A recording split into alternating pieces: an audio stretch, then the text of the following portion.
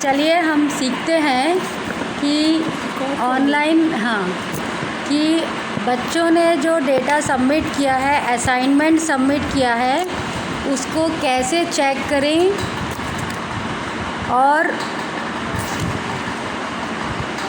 Enter करें। देखें तो सबसे पहले ये मैंने बच्चों को असाइनमेंट दिया था, इसमें यहाँ पर व्यू में क्लिक करूँगी। तो जब मैं व्यू में क्लिक करके जाती हूँ तो हम यहाँ देखेंगे अभी ये घूम रहा है नेटवर्क के कारण। अब ये व्यू में ये देखिए, अब व्यू में अगर मैं देखना चाहूँ कि मैंने ये असाइनमेंट अभी का है इसलिए ये दिख रहा है। अगर पिछले देखूँ मैं असाइनमेंट तो मेरा यहाँ पे क्वेश्चन पेपर भी दिख जाएगा डॉक में जाने पे, क्योंकि मैंने है ना डॉक्यूमेंट बनाया था। अब मैं यहाँ ये देख पा रही हूँ कि 42 में से 7 स्टूडेंट अपीयर हुए हैं जिन्होंने असाइनमेंट जमा किया है, और बाकी इतने स्टूडेंट्स हैं इन्होंने असाइनमेंट जमा नहीं किया है। मैं चाहूँ तो रिमाइंडर भेज सकती हूँ। अब मुझे देखना है कि किन किन स्टूडेंट ने जमा किया है। तो ये नेम आ गए। जो व्यू फीडबैक शो कर रहे हैं, मैं इन बच्चों की कॉपी पहले ही ना चेक कर चुकी हूँ। जैसे मैं आपको बी योगेश की कॉपी में हम देखते हैं कि ये कॉपी मैंने चेक कर लिया है और उसको फीडबैक दे दिया है। और यहाँ पे 2 ऑप्शंस आते हैं, एक तो फीडबैक का और एक ग्रेड का। अब मैं ये आशीष मेश्राम का क्वेश्चन पेपर ओपन कर रही है, आंसर शीट ओपन कर रही हूँ। यहाँ ये पेज दिख रहा है मुझे, ये पेज में इसके आंसर सबमिट है। अब मुझे दिख रहे हैं क्वेश्चन नंबर 1 और 2 दिया है। अब मैं इनकी अच्छे से डीपली रीडिंग कर लूँगी, क्योंकि ये जो एडिटर, ये जो पेन आपको दिख रहा है ऊपर, जिससे कि मैं कॉपी ना चेक कर सकती हूँ, अगर उसको मैंने स्टार्ट कर दिया तो मैं ये अच्छे से थॉरोली रीडिंग नहीं कर पाऊँगी। तो मैंने ये उसको क्या किया कि पहले देख लिया। अब देख लिया, मुझे मालूम है कि ये दोनों क्वेश्चन 4-4 मार्क्स के हैं। अब इस पर क्लिक करने के बाद मैंने यहाँ पर ये आंसर को टिक किया और ये दोनों आंसर टिक हो गए। मैंने इस आंसर में 3 मार्क्स दे दिए, इसमें भी 3 मार्क्स दे दिए हैं। अब फिर इसको दोबारा क्लिक करूँगी और उसके बाद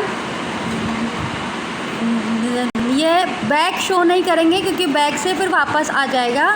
तो अगले पेज की ओर जाऊँगी।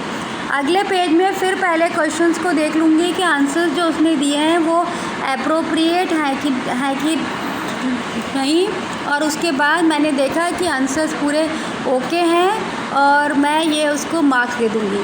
तो ये पूरे 2 मार्क्स के थे, यहाँ पे ये 6 मार्क्स हो गया, और ये जो है 4 मार्क्स का है। कुछ मुझे गड़बड़ दिख रहा है इसमें, तो मैं इसमें 3 मार्क्स दे रही हूँ, और पिछले वाले में 6 मार्क्स दिए गए थे, तो मैंने यहाँ पे 6 मार्क्स भी उसमें इंक्लूड कर दिए।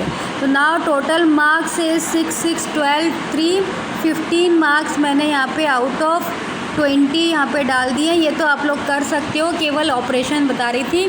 अब यहाँ वापस मैं प्रेस करूँगी और ये ऐसा आ जाएगा।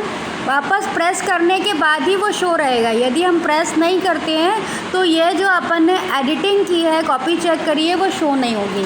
अब मैं इसको फिनिश कर देती हूँ। फिनिश कर दिया तो ये आपके पास यहाँ दिख रहा है। अब यहाँ आप स्क्रीन में देख रहे हैं कि फीडबैक का भी ऑप्शन है और मार्क ग्रेडेड का भी है। तो अगर मैं ग्रेडिंग में मार्क्स दूँगी तो ये डाटा जो है वो उनके जो रिज़ल्ट बनेगा उसमें ना चला जाएगा। लेकिन मैंने तो ये वीकली टेस्ट लिया था, इसलिए मैं यहाँ पे फीडबैक्स में नंबर डाल देती हूँ। 12 आए ना? हाँ, तो 15 science weekly test result, science weekly test result, और अपने क्लियरेंस के लिए डेट भी डाल दूँ कि इस डेट को मैंने किया था 29 अगस्त 2020।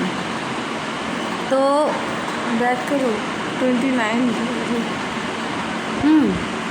ये रिज़ल्ट जो है फिर लिख दूँगी 15 आउट ऑफ 20। ये ऐसा मैंने लिख दिया है, किसी किसी में रिज़ल्ट भी और लिख दिया है। ये मैं अपने ऊपर है कि अपन कितना कैसे रिज़ल्ट को मेंशन करना चाह रहे हैं।